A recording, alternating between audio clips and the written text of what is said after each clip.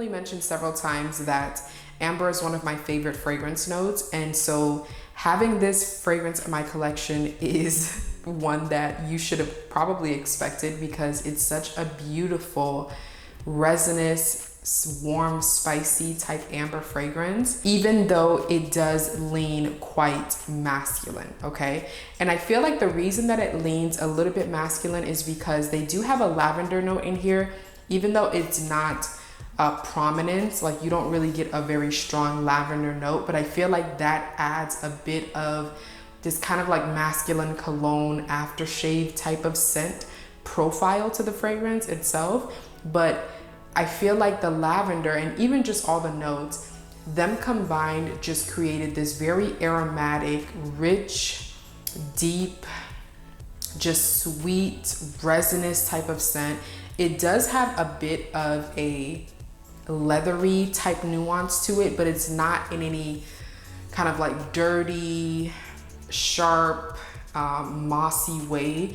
It is blended to perfection. This scent profile is one that I like the most from like the popular fragrances from this fragrance house. This is a scent profile that I can get with. The other ones I really don't care for, but this smells delicious, okay? And it is one that can be worn on men and women, but if I'm honest, that kind of like cologne-y type of feel is very prominent. And so on a man, this would smell incredible, especially on a man that's dressed up, like you're in a suit and tie, baby. This is one that you have to have in your collection. Perfect for this time of the year.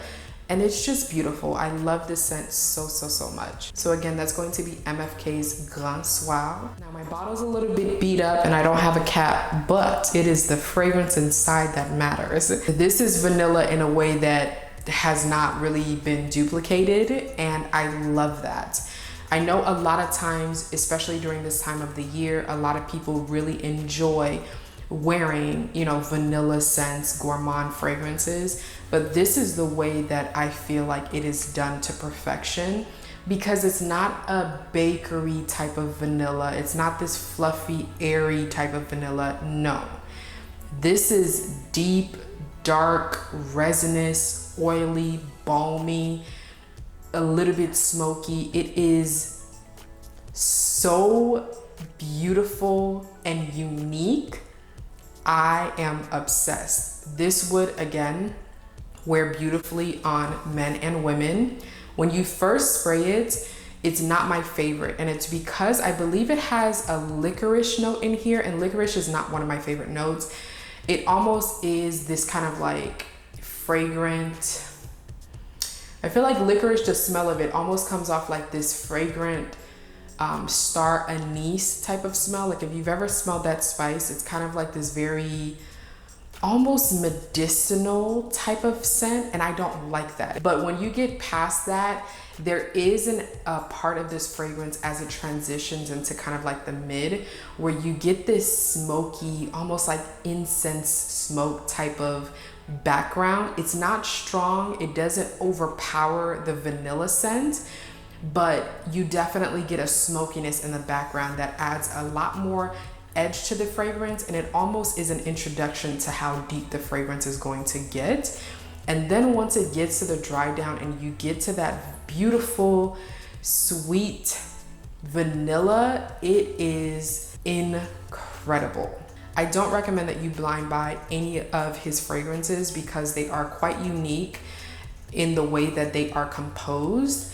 And so I would say get a sample, but it is a very deep, dark, just resinous, thick, oily, balmy type of vanilla. I don't know how else to describe it, but every time I smell it, I just think of a warm, sweet body oil almost. Like, I want you to think of that consistency because that's the way that it at least radiates from my skin. It's very, very deep and dark. This is one that will intoxicate those around you so much that it will garner you a lot of compliments.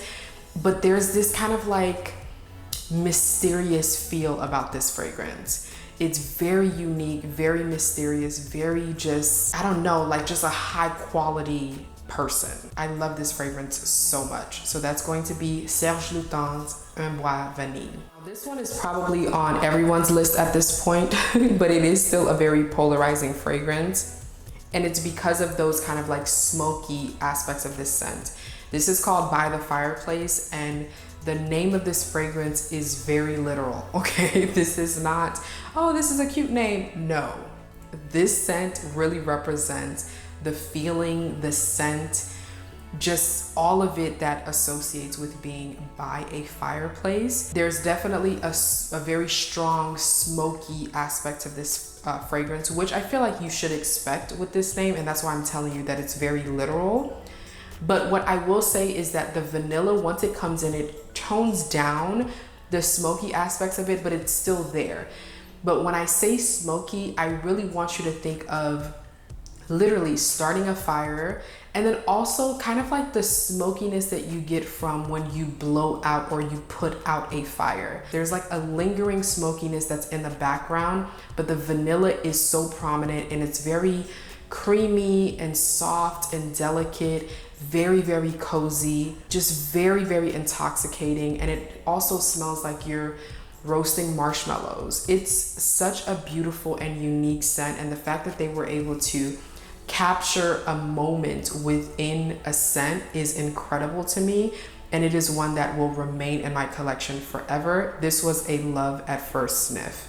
So that's going to be Maison Margiela By the Fireplace. Now this is another one that does slightly give me a bit of a cologne-y feel, but it's just done in the most smooth, delicate, just light way. I don't even know how to describe this, but every time I smell this fragrance and I wear it, I always think of Michael Jackson's song Smooth Criminal. There's something about that song and this scent that I feel like this is probably what he was wearing when he was doing all those smooth moves and dancing and things like that. It smells like that. It's so well blended. It's so smooth. It's soft. It's delicate. It has a little bit of this kind of like chocolatey feel to it. Like almost think of these spices in powder form. So it's not extremely like strong and aromatic, even though you will get just a nice whiff and it will leave a beautiful scent trail behind you. But if you think of just like certain spices in powder form where it's almost like in its, I don't know, a natural state, it just smells beautiful. But like the powdery aspects of it are not overly done. It doesn't smell like baby powder at all, but it's almost just like it adds to the intimacy of this scent. This is up close encounters. This is date night. This is, I want to leave an impression, but I don't want to choke this person out. But it is going to be an intoxicating fragrance that they will absolutely love on you. Probably one of my favorite fragrances from Jo Malone, and this is one that will remain in my collection forever, because it is one of those scents where even though it presents itself in a very soft, delicate, powdery type of way, it leaves a beautiful scent trail behind you, and those behind you will be intoxicated. And I get a compliment every single time I wear this fragrance. So I love it, love it, love it.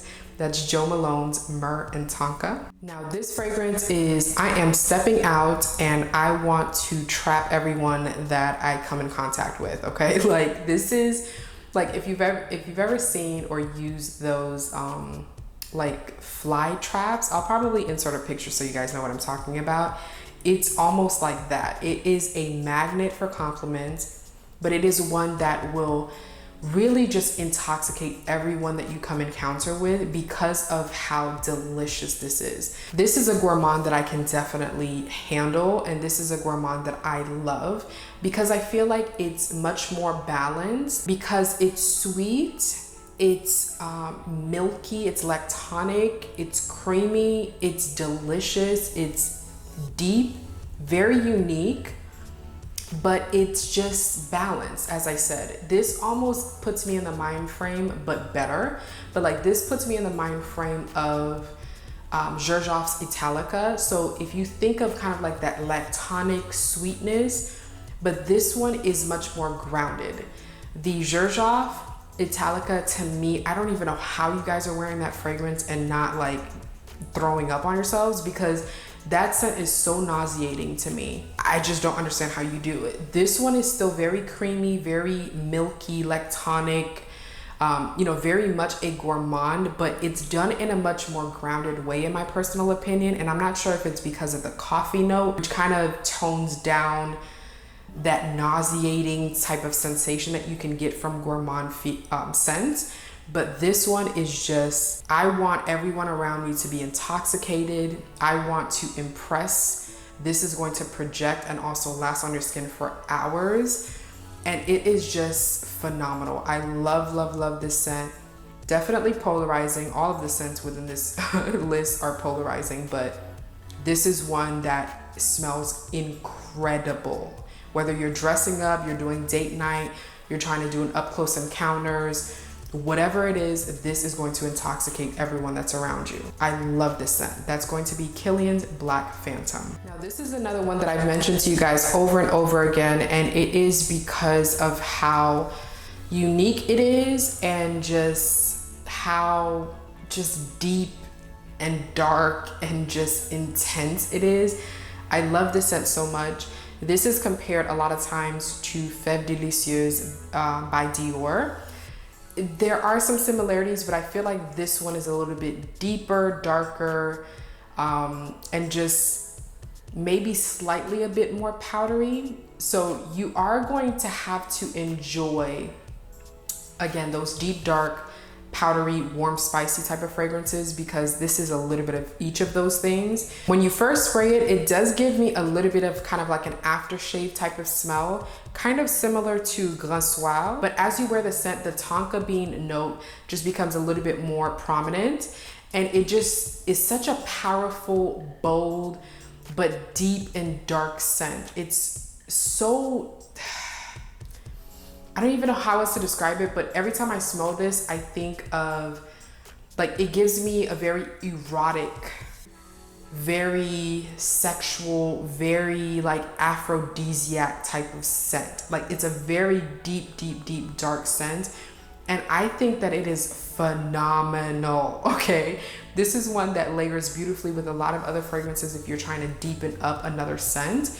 You don't need a lot of this, like 1 to 2 sprays, and it's gonna last you all day long. Like, if you're looking for just a straight up tonka bean, warm, spicy type of fragrance without having these like cherry nuances or like this, you know, fizzy, effervescent type of nuance, if you're not really into that, but you just want something that's more like straightforward, a little bit darker, a bit more powdery, a little bit more like chocolatey. It gives off a little bit of a chocolatey type of feel. This is going to be phenomenal. Like, this on a man that's dressed up in a suit and tie, this is almost like 50 Shades of Grey. Hence the color of this bottle. Like, this is literally that. I love this, love this, love this. So that's going to be Commodities Tonka.